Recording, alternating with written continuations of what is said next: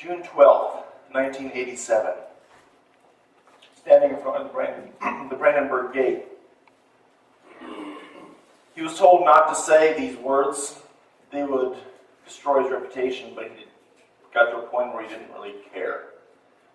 There was a right thing and a wrong thing to do, and a right thing and a wrong thing to say.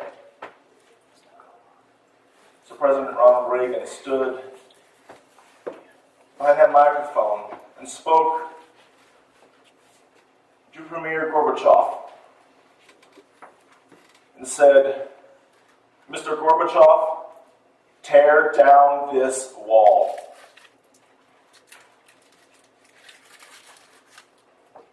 Not too many years later, and that wall is gone. I had the opportunity to see that wall before it was torn down. To see West Berlin and East Berlin. To see people living in freedom and to see people trapped, enslaved behind the wall, put up by an evil empire. Night and day aren't strong enough metaphors. I'll still remember the feelings of watching the Soviet guards during the changing of the guard in front of one of the buildings in East Berlin. And what I remember mostly is a feeling of evil. But it's not just the Cold War East Berliners, whatever they would go by. It's not just them who live behind walls. Each one of us, at some point in our lives, maybe even this morning, are here in church, living behind a wall put up by evil. Go ahead and turn to Luke chapter 4. Luke chapter 4, we're going to begin in verse 31. Now, as you can see, I am deviating from Romans. We'll be getting back to Romans chapter 8 next week. This morning, I want to look at a story of Jesus and a man who needed his help. A man trapped behind a wall. A man who refused to get out from behind the wall, who wanted to stay in that trapped state. And he needed someone to tear down that wall.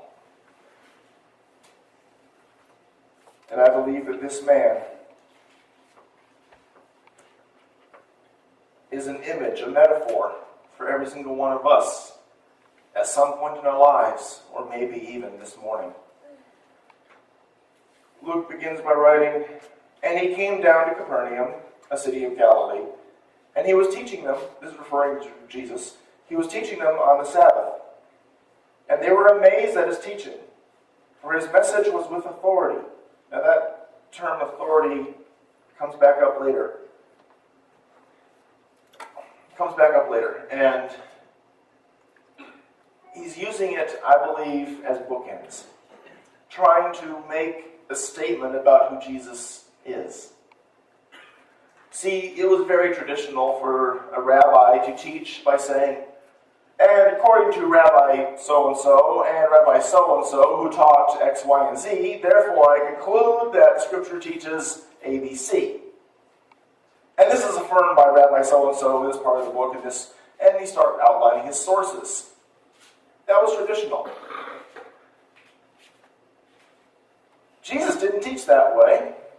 Now, in an academic setting, I still have to outline my sources. If I'm going to claim something, I have to have proof. Source A, B, C, and D, E, F, G. You get through Z and then double A, double B, because it's 26, 27, 28 sources isn't enough. But I've got to outline my sources. But Jesus said, this is the way it is. Scripture says A, B, C. End of story. But there was also something about him. Not just the fact that he presumed authority by not citing sources, but there was something authoritative in the way he was teaching. And that's not something any one of us has naturally. That's something that's given by the Spirit. Something that Jesus possessed naturally because he was Son of God. He was God the Son. The man God, as he's called. We're not divine, but the Spirit gives us authority. But our authority doesn't come from us. It comes from God and his Word. So if we say the Scripture says, and therefore, that's good enough. But Jesus taught with authority. They were amazed at this because it didn't happen before. And he was teaching on the Sabbath, and then in verse 33, in the synagogue, there was a man possessed by the spirit of an unclean demon. And he cried out with a loud voice, "Let us alone!" And yes, he used the plural, because it wasn't just him there. There was also that evil spirit. Both of them cried out, "Let us alone! What business do we have with each other, Jesus of Nazareth? Have you come to destroy us? I know who you are, the Holy One of God." The demons recognized Jesus. They recognized his position. They recognized his authority. They recognized his divinity. They knew who this man was. Even if the world said, he's from some carpenter and some poor old woman up in Nazareth. Who's he? The demon said, "I know who you are." And they feared God. Do we truly understand who Jesus is? Who this Jesus is that we come to worship? That we come to serve? That we come to give honor and sing praises to? Do we know who he is? I believe if we had a greater appreciation of who God is, we might have a greater fear of God, a greater respect for God, greater reverence for God, and a greater joy in God. But this demon-possessed man, he was trapped behind this wall put up by these demons, by this evil power.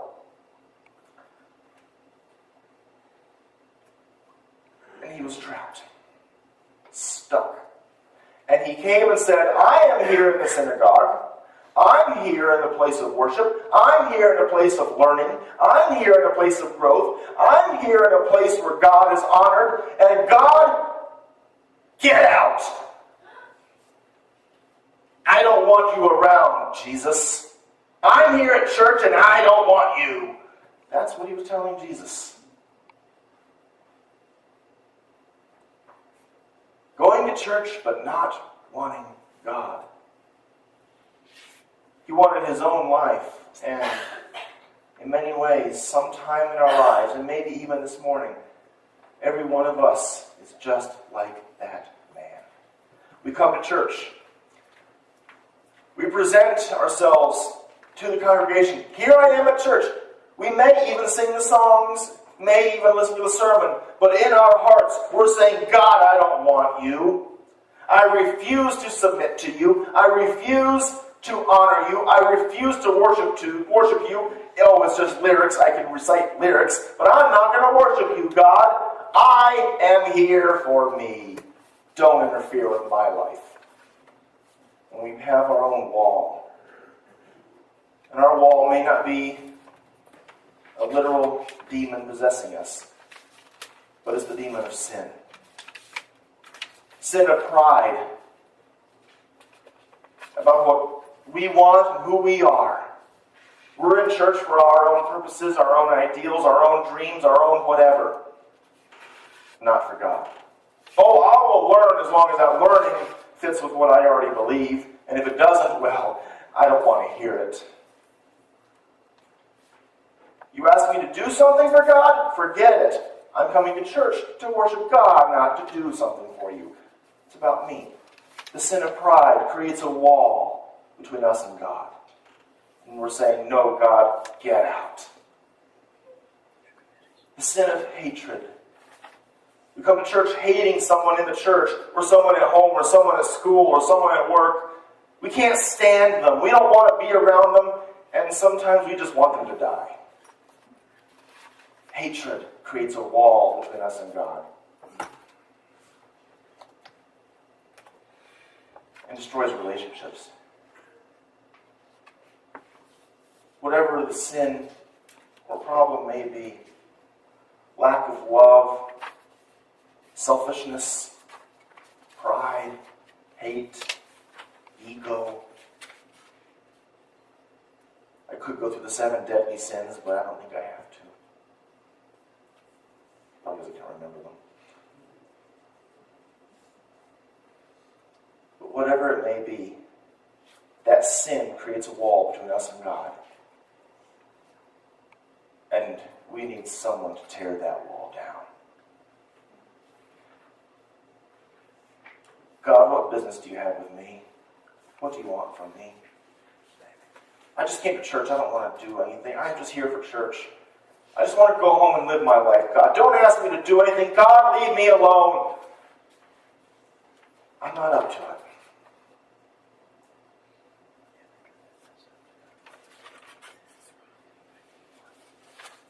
And I stand here today and say, tear that wall down.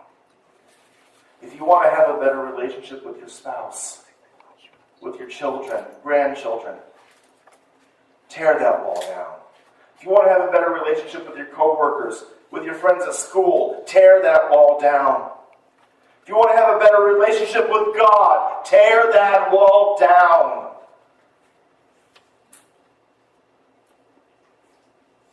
This man had a giant wall, maybe almost as big and thick as the ones we sometimes put up.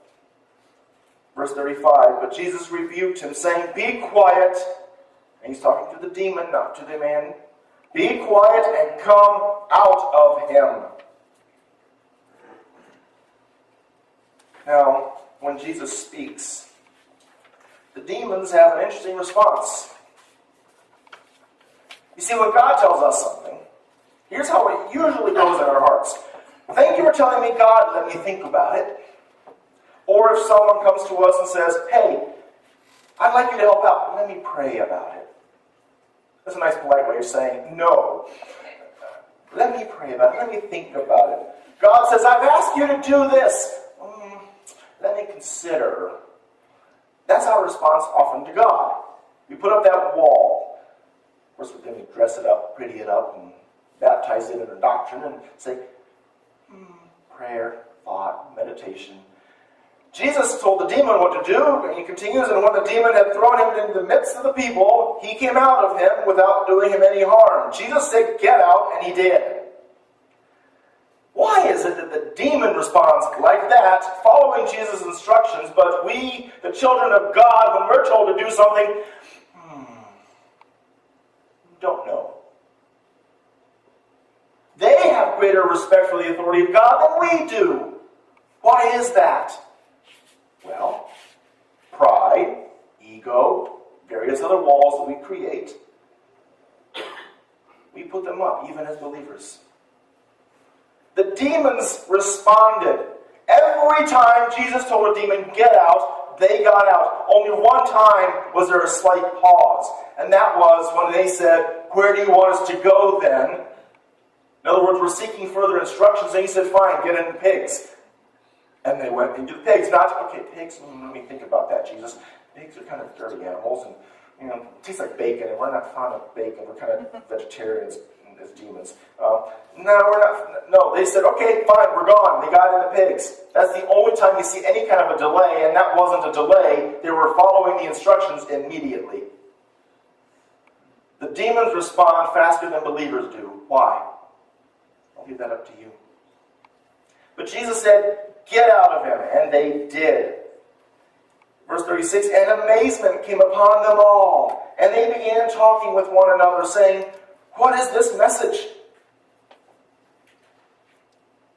For with authority and power he commands the unclean spirits, and they come out. They were amazed, shocked by this. This man, this carpenter from Nazareth, commands the demons and they obey him. Who is he? Who's he? Something about him. Wow. The power of God. God acts, when God moves, people respond. They may not always say, I'm going to put my faith in you, but they do say, what's going on? Who's this man? And he continues. And the report about him was spreading into every locality in the surrounding district. Word got out and the rumor mill began churning, and people all around began hearing about this man named Jesus. When God moves, when people respond to God, when His will is done, people in the community hear about it, and they get curious who this God is. They got to find out. And the doors of ministry fly open. The doors of opportunity for sharing the gospel are thrown wide open, and there's fertile ground in our sights that we can say, let me tell you about this man Jesus. Let me tell you what he did on the cross. Let me tell you what he did. He tore down that wall, and he wants to tear down yours. Will you put your faith in him? This man was hesitant. This man didn't want God to respond. He did not want God active in his life. He told God, get out. I'm here in synagogue. I'm too busy. I don't want you. I don't need you, God. And Jesus said, yeah, you do. You need me more than you realize. You need me to save you from that trap, from that slavery you're in. Jesus looked past the wall and saw the man in despair. Saw the man suffering, saw the man hurting, saw his relationships with his family broken because of this sin, this evil in his life, because of this wall that's been put up between him and God. He saw the broken relationships. He saw the broken household. He saw the suffering, the heartache. He saw the pain, and he said, I will help you. Get out, demon. And Jesus tore down that wall. Sometimes we're just like this man. We come to church, we play church, but we don't want God. We don't open up our hearts. We create this giant wall between us and him. Sometimes that wall is created by how we feel about other people in the church or at home or whatever. Or how we view ourselves more highly than we should. We're created by something we're doing, something that we know we're doing that's wrong. We're living in sin somehow. Maybe we've lied to someone and we're not about to let go of that lie. Oh no, if they find out. We're letting heartache rule us. Someone has hurt our feelings and we are not going to let go. We cannot forgive. We're not going to forgive that person. Oh no. Some tragedy has happened. We've lost a loved one or a friend, and we're distraught over it. How can God let this happen? We create this wall with all of these. Tear down that wall. And the only way to have that wall shattered, or even to put a crack in it, is to let Jesus tear it down. If we let Jesus tear down that wall, if we let Jesus tear down that wall that's separating us and God, if we let him tear down that wall that's separating us from our friends and family, if we let him tear down that wall that's causing heartache and pain, if we let him tear down that wall that's enslaving us, keeping us trapped, where we cannot live free for God, but we are stuck in the life that we've created, stuck in our own minds or in our own hearts, stuck in ourselves. If we want to be free from that, we need to say, Jesus, tear down this wall, set me free. And Jesus says, I will do it.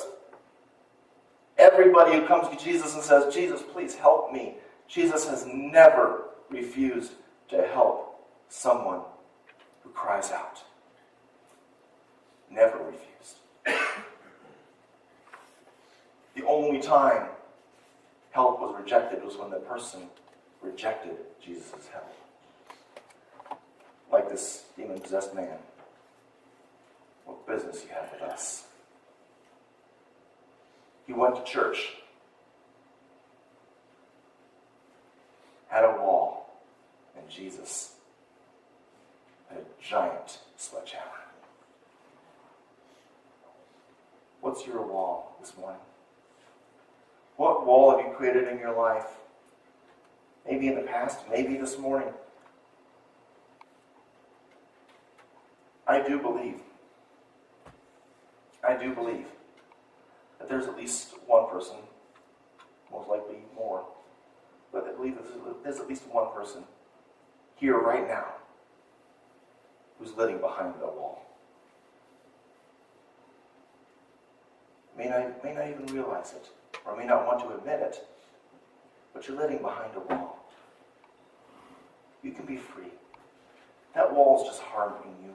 It's harming your relationships. It's harming your life. It's harming every part of your life. It's gonna end up destroying you. Don't stay there. Be set free. Let Jesus tear down that wall and give you life and life more abundant. Let him show you what true living is all about.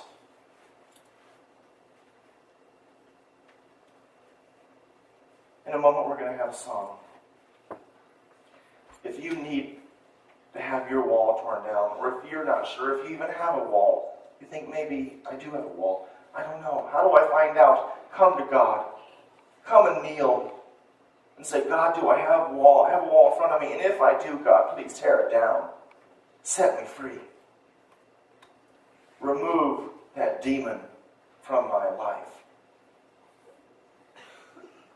Whatever your need is this morning, please just come. Let's pray.